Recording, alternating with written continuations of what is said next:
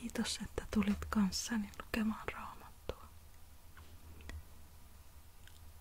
Omistan tämän hetken rakkaan kummisetäni muistolle. Jumala on meidän sydäntämme suurempi ja tietää kaiken.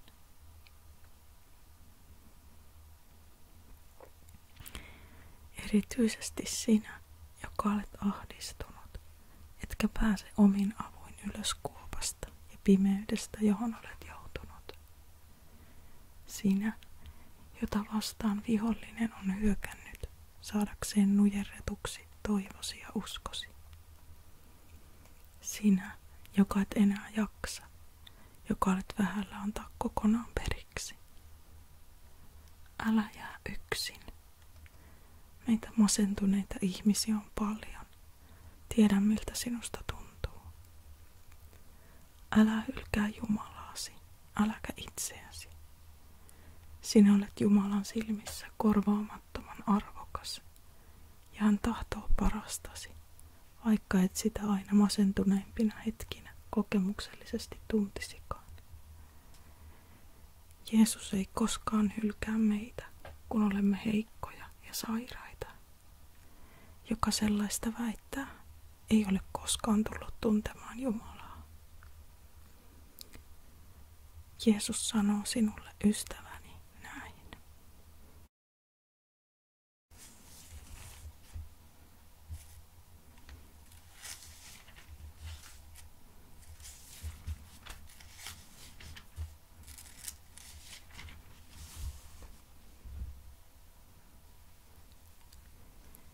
Sinä olet palvelijani. Minä olen sinut valinnut. En sinua väheksynyt. Älä pelkää, minä olen sinun kanssasi.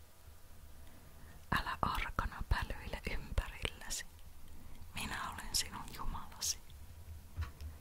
Minä vahvistan sinua. Minä autan sinua. Minä tuen sinua vakaalla, lujalla kädelläni. Häpeään, pahasti häpeään joutuvat kaikki, jotka vihaavat sinua. Ne, jotka sinua syyttävät, tuhoutuvat, häviävät olemattomiin. Hakemallakaan et heitä enää löydä.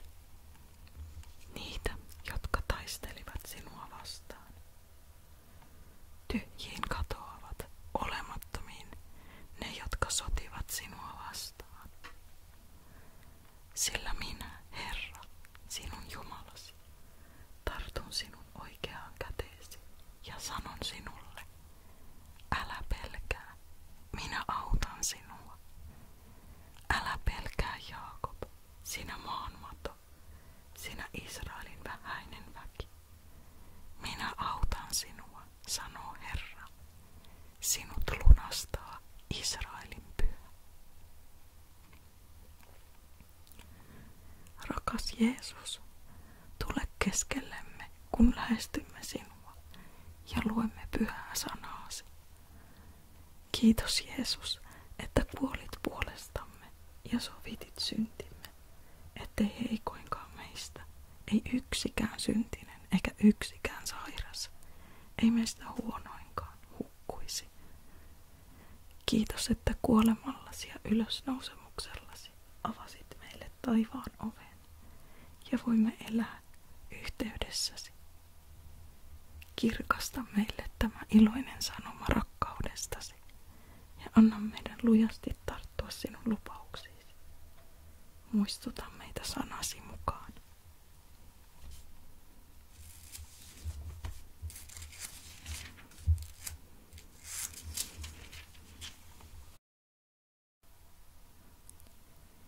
Jumala sanoo näin, koska hän rakastaa minua, autan häntä.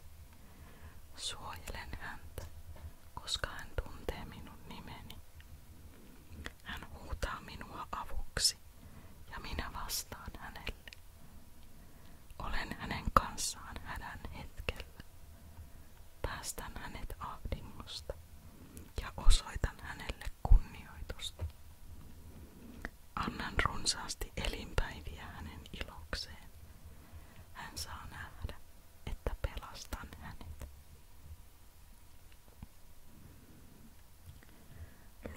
apostoli Johanneksen kaikki 3 kirjettä Raamatun käännöksen 1992 mukaan. Avatkoon Herra sanansa aarteet, että saamme voimaa ja toivomme virkoa jälleen.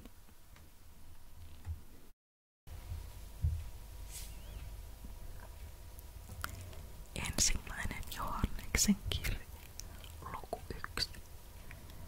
Elämän sana.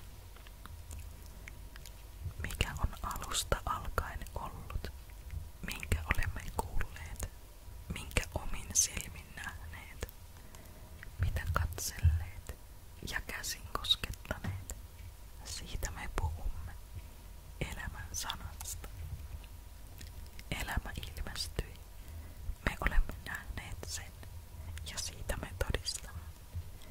Me ilmoitamme teille iankaikkisen elämän, joka oli Isän luona ja ilmestyi meille, minkä olemme nähneet ja kuulleet, sen me myös teille julistamme, jotta teilläkin olisi yhteys meihin. Meillä on yhteys Isään ja hänen poikaansa Jeesukseen Kristukseen. Tämän me kirjoitamme, jotta ilomme tulisi täydelliseksi. Jumala on valo. Tämä on se sanoma, jonka olemme häneltä kuulleet ja jonka julistamme teille. Jumala on valo. Hänessä ei ole pimeyden häivää. Jos sanomme elävämme hänen yhteydestään, mutta vaellamme pimeässä, me valehtelemme, emmekä seuraa totuutta. Mutta jos me vaellamme valossa, niin kuin hän itse on valossa, meillä on yhteys toisiimme ja Jeesuksen, hänen poikansa, veri puhdistaa meidät kaikesta synnistä. Syntien tunnustaminen ja sovitus. Jos väitämme, ettemme ole syntisiä, me petämme itseämme, eikä totuus ole meissä. Jos me tunnustamme syntimme, niin Jumala, joka on uskollinen ja vanhurskas, antaa meille synnit anteeksi ja puhdistaa meidät kaikesta vääryydestä. Jos väitämme, ettemme ole syntiä tehneet, teemme hänestä valehtelijan, eikä hänen sanansa ole meissä. Luku 2. Rakkaat lapset, kirjoitan tämän teille, jotta ette tekisi syntiä. Jos joku kuitenkin syntiä tekee, meillä on Isän luona puolustaja, joka on vanhurskas, Jeesus Kristus. Hän on meidän syntiemme sovittaja, eikä vain meidän,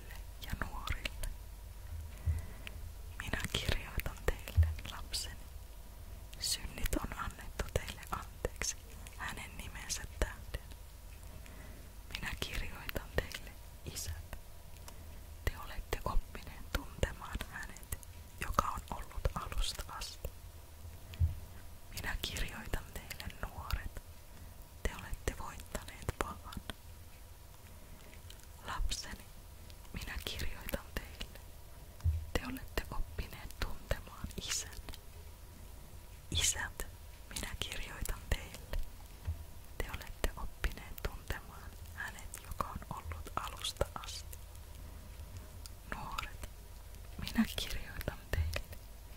Te olette voimakkaita. Jumalan sana pysyy teissä, ja te olette voittaneet pahan. Älkää rakastako maailmaa. Älkää rakastako maailmaa. Älkää sitä, mikä maailmassa on. Jos joku rakastaa maailmaa, Isän rakkaudella ei ole hänessä sijaa. Sillä mitä kaikkea maailmassa onkin, ruumiin halut, silmien pyyteet ja mahtaileva elämä, se kaikki on maailmasta, ei Isästä. Ja maailma imoinen katoaa, mutta se, joka tekee Jumalan tahdon, pysyy iäti. Antikristus, Kristuksen vastustaja. Lapseni, viimeinen aika on käsillä. Te olette kuulleet, että on tulossa antikristus, ja niin onkin nyt monia antikristuksia ilmaantunut. Tästä me tiedämme, että viimeinen aika on käsillä. He ovat lähtöisin meidän joukostamme, mutta he eivät olleet meidän joukkoamme. Jos he olisivat kuuluneet meihin, he olisivat pysyneet keskuudessamme. Mutta täytyihän käydä ilmi, etteivät kaikki kuulu meihin. Te taas olette Pyhältä saaneet hengen voitelun, ja kaikilla teillä on tieto. En minä kirjoitakaan teille sen vuoksi, ette te tuntisi totuutta, vaan siksi, että te tunnette sen ja tiedätte, ettei mikään valhe ole lähtöisin totuudesta. Kuka sitten on valehtelija, ellei se, joka kieltää Jeesuksen olevan Kristus? Sellainen ihminen on antikristus, niin Isän kuin Pojan kieltäjä. Joka kieltää Pojan, hänellä ei ole isääkään, mutta joka tunnustaa Pojan, hänellä on myös Isä. Pysyköön siis teissä se, minkä jo alussa olette kuulleet. Jos se, minkä olette kuulleet alusta asti, pysyy teissä, tekin pysytte Pojassa ja Isässä. Ja tämän hän itse on meille luvannut, ihan kaikki sen elämän. Tämän olen kirjoittanut teille niistä, jotka tahtovat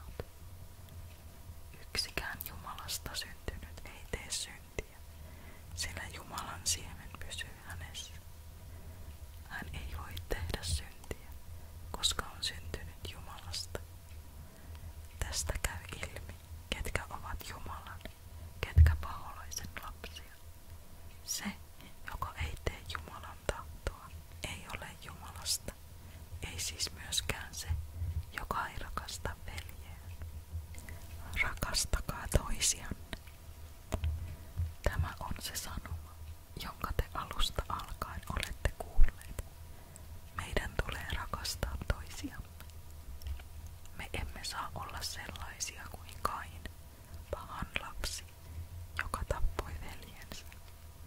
Ja miksi hän tappoi tämän? Siksi, että hänen omat tekonsa olivat pahoja, mutta hänen veljensä teot oikeita. Älkää ihmetelkö, veljet, jos maailma teitä vihaa. Me rakastamme veljiämme, ja siitä me tiedämme siirtyneemme kuolemasta elämään. Joka ei rakasta, pysyy kuoleman vallassa. Jokainen, joka vihaa veljeään, on murhaaja, ja te tiedätte, ettei iankaikkinen elämä voi pysyä yhdessäkään murhaajassa. Siitä me olemme oppineet tuntemaan rakkauden, että Jeesus antoi henkensä meidän puolestamme. Samoin olemme me velvolliset panemaan henkemme alttiiksi veljiemme puolesta. Jos joku, jonka toimeentulo on turvattu, näkee veljensä kärsivän puutetta, mutta sulkee häneltä sydämensä, kuinka Jumalan rakkaus voisi pysyä hänessä. Jumalan lasten luottamus. Lapseni, älkäämme rakastako sanoin ja puheessa, vaan teoin ja totuudessa. Siitä me ymmärrämme, että totuus on meissä, ja me voimme hänen edessään rauhoittaa sydämemme, jos se meitä jostakin syyttää. Jumala on meidän sydäntämme suurempi ja tietää kaiken. Rakkaat ystävät, jos sydämemme ei meitä syytä, me voimme rohkeasti lähestyä Jumalaa. Ja mitä pyydämmekin, sen me häneltä saamme, koska noudatamme hänen käskyjään ja teemme sitä, mikä on hänen mielensä mukaista. Tämä on hänen käskynsä. Meidän tulee uskoa hänen poikansa Jeesukseen Kristukseen ja rakastaa toinen toistamme, niin kuin hän on meitä käskenyt. Joka pitää hänen käskynsä, pysyy Jumalassa, ja Jumala pysyy hänessä. Ja sen, että hän pysyy meissä, me tiedämme hengestä, jonka hän on meille antanut.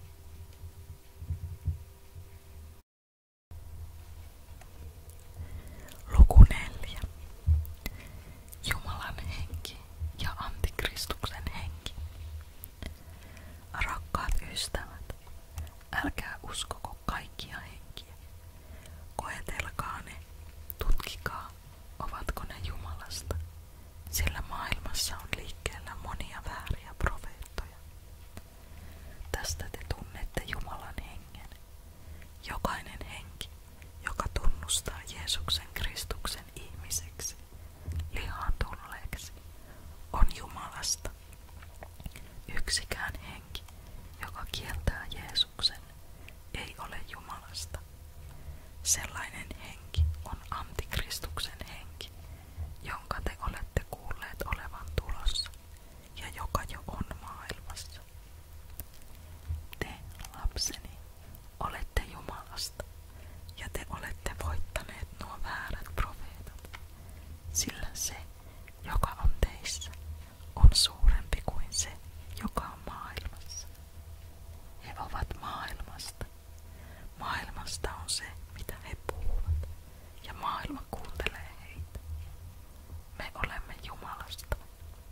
Joka tuntee Jumalan, kuuntelee meitä, mutta joka ei ole Jumalasta, se ei meitä kuuntele.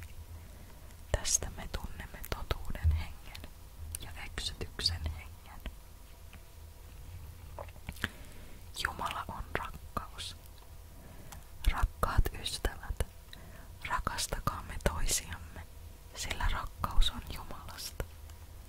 Jokainen, joka rakastaa, on syntynyt Jumalasta ja tuntee Jumalan.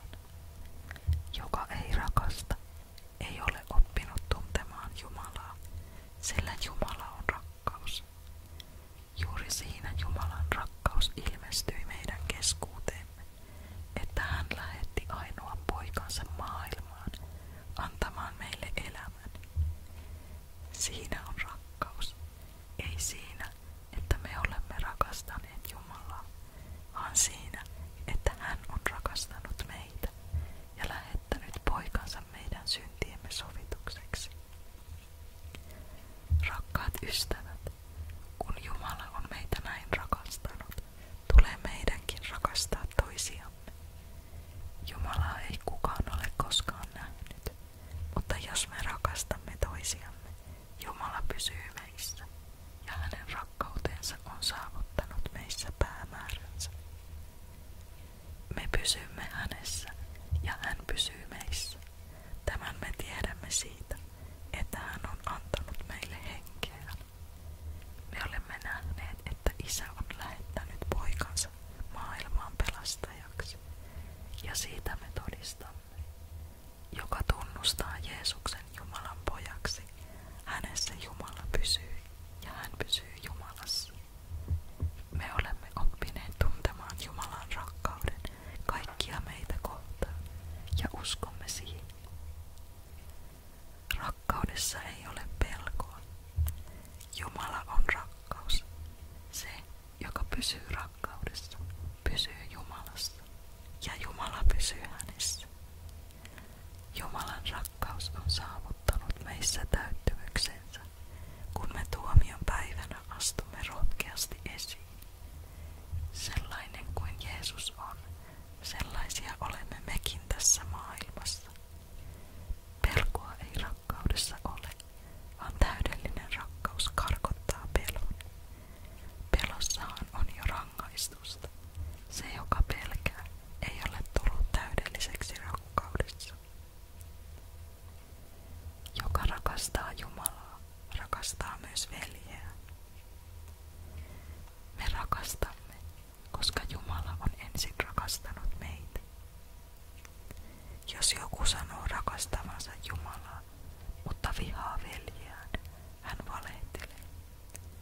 Sillä se, joka ei rakasta veljeään, jonka on nähnyt, ei voi rakastaa Jumalaa, jota ei ole nähnyt.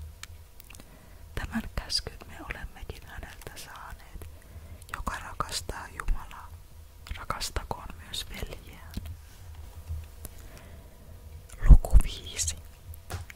Usko voittaa maailman. Jokainen, joka uskoo, että Jeesus on Kristus, on syntynyt Jumalasta.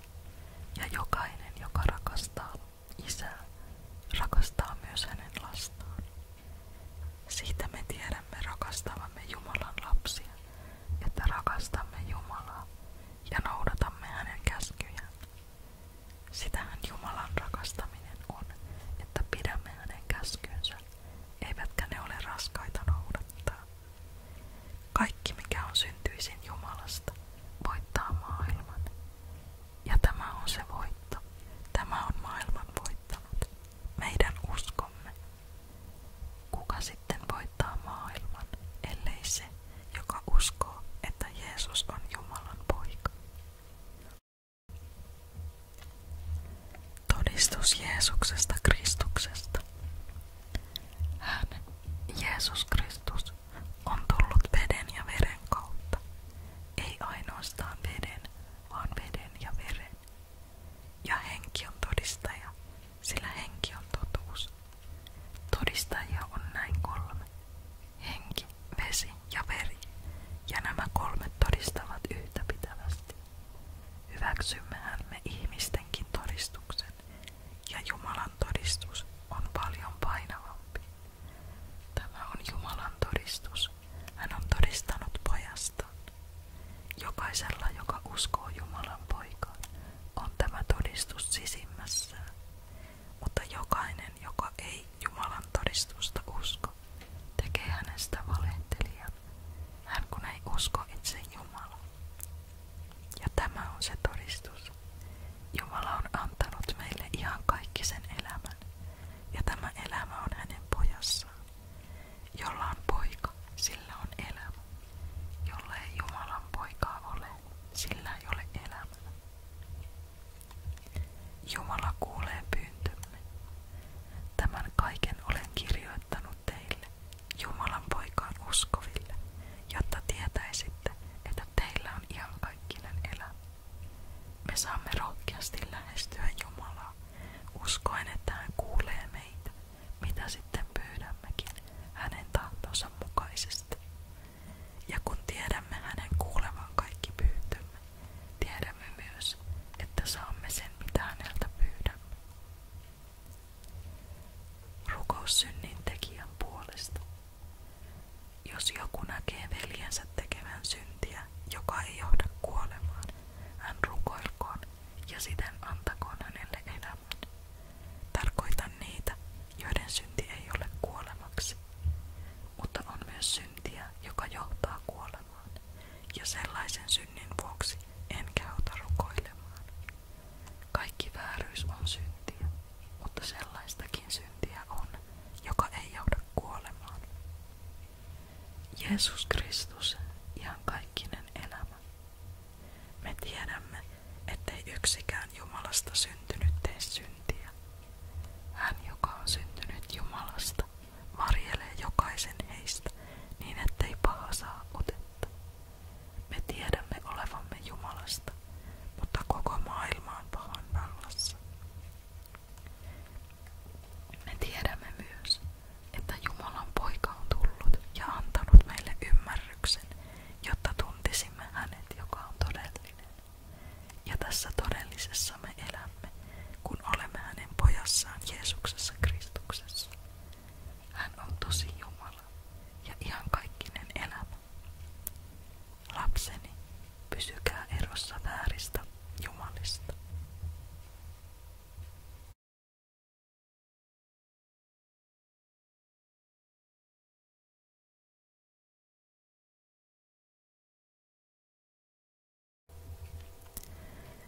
Toinen Johanneksen kirja. Vanhin tervehtii valittua äitiä ja hänen lapsiaan. Minä rakastan teitä totuudessa, enkä yksin minä, vaan kaikki, jotka ovat tulleet tuntemaan totuuden. Rakastan teitä sen totuuden tähden, joka pysyy meissä ja on ikuisesti oleva meidän kanssamme. Tulkoon osaksemme armo, laupeus ja rauha Isältä Jumalalta ja Jeesukselta Kristukselta, Isän pojalta, totuudessa ja rakkaudessa. Vanha käsky, rakastakaamme toisiamme. Ilahduin suuresti, kun havaitsin lastesi joukossa sellaisia, jotka elävät totuudessa, sen käskyn mukaisesti, jonka olemme Isältä saaneet. Ja nyt, valittu äiti, esitän sinulle pyynnön. Uutta käskyä en sinulle kirjoita, vaan sen, joka meillä on ollut alusta asti. Rakastakaamme toisiamme. Ja rakkautta on se, että me elämme hänen käskyjensä mukaan. Tämän käskyn te olette kuulleet alusta alkaen, ja sen mukaisesti teidän tulee elää. Varoitus eksyttäjistä. Maailmassa on nyt liikkeellä monia eksyttäjiä, niitä, jotka eivät tunnusta Jeesusta Kristusta ihmiseksi, lihaan tulleeksi. Siinä teillä on antikristus, eksyttäjä. Katsokaa, että ette hukkaa sitä, minkä me olemme työllämme saaneet kokoon, vaan saatte täyden palkan. Jokainen, joka ei pysy Kristuksen opetuksessa, vaan tuo siihen jotakin lisää, on vailla Jumalaa. Jokaisella, joka tässä opetuksessa pysyy, on sekä isä että poika. Jos joku tulee teidän luoksenne, eikä opeta tällä tavoin, älkää ottako häntä kotiinne, älkääkä edes tervehtikö häntä. Se, joka lausuu hänet tervetulleeksi, osallistuu hänen pahoihin tekoihinsa. Lopputervehdys. Minulla olisi teille paljonkin kirjoitettavaa, mutta en tahdo esittää sitä näin paperilla ja musteella. Toivon näet pääseväni tulemaan teidän luoksenne, että saisin puhua kanssanne kasvotusten. Silloin ilomme on täydellinen. Valitun sisaresi lapset lähettävät sinulle tervehdyksensä.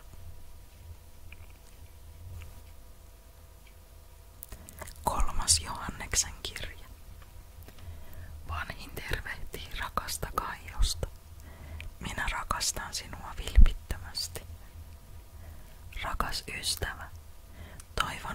sinulle kuuluu joka suhteessa hyvää ja että olet terve. Sisäisestihän sinulle kuuluu hyvää. Ilahduin suuresti, kun tänne tulleet veljet kertoivat sinun elävän totuudessa, niin kuin asia onkin. Mikään ei tuota minulle suurempaa iloa kuin se, että kuulen lasteni elämän totuudessa. Vaeltavien veljien tukeminen.